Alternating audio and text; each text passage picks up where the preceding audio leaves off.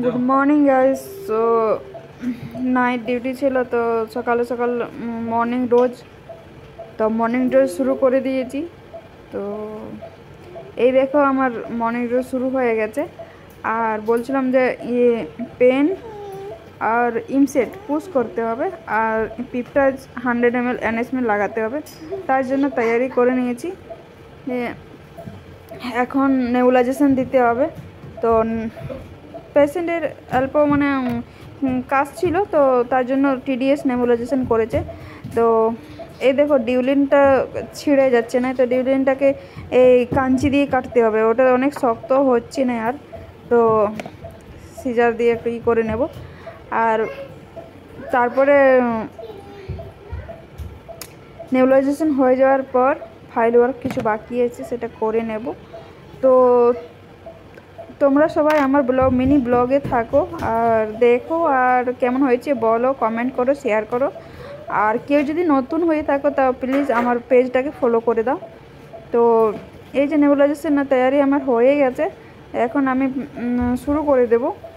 আর রাতে অক্সিজেন চলছিল, তো অক্সিজেনটা প্রত্যেক দিনই শ্বাস নেওয়ার কষ্ট হয় রাতের দিকে, পেশেন্ট শুই তখন। তো তার জন্য রাতে রাতে একটু অক্সিজেন দিই, আবার সকালে আবার খুলে দিই। তো যাতে নেবুলাইজেশন দেবো, তো তার জন্য অক্সিজেনটা চেঞ্জ করতে হবে। অক্সিজেন চেঞ্জ করে নেবুলাইজেশন দেওয়া হচ্ছে। তো তারপরে আমিও ব্রাশ ট্রাশ করে নেব। পেশেন্ট ব্রাশ করেনি এখনও, পেশেন্টের ডায়াবেটিক পেশেন্ট বটে। তো তার জন্য ওকে ব্রাশ করে আবার সুগার চেক করে নিতে হবে। 8টার সময় সুগার চেক করে নেব। তো এই যে আমার নেবুলাইজেশন অক্সিজেন বন্ধ করে নেবুলাইজেশন চালু করে দিয়েছি। আর আমি আমার একটু ফাইল ওয়ার্ক আছে, সেটা করে নেব। কমপ্লিট করে হয়ে যাওয়ার পরে আমিও ব্রাশ ট্রাশ করে নেব। তো এই হলো আমার মর্নিংয়ে যত কিছু কাজ থাকে মর্নিংয়ে একটু সেরে নিয়েছি। 3টার সময় উঠেছি প্রায়। তো আমরা দুজন ছিলাম, একজন আমাকে 3টার সময় বললো যে তুমি থাকো। তো আমি আবার চলে এলাম রুমে ডিউটি থেকে। তো সকাল সকাল আমাকে রান্না করতেই হবে, যেহেতু চান টান করে নিলাম। চান টান করার পরে এই যে আমি রান্না করতে বসেছি। তো আজকে কালকে নিয়ে এসেছিলাম হাটের থেকে সিম। তো সিম ভাজা করব, ডাল করব, আর কিছু একটা চোখা বানাবো, আর চাউল করব।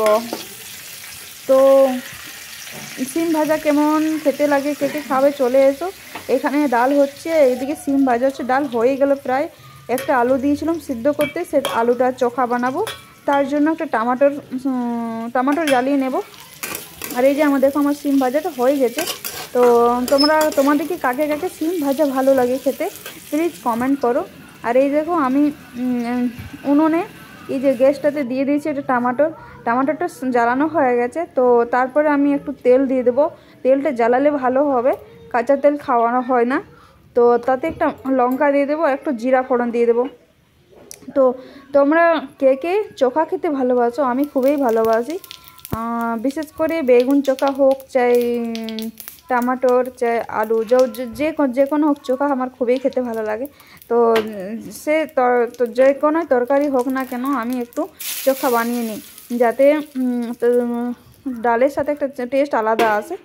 তো যাই হোক, এই করে নিলাম। আমার চোখা রেডি হয়ে গেছে। দিয়ে পরে সিম ভাজা হয়ে গেছে, সিম ভাজা, ডাল আর ভাত।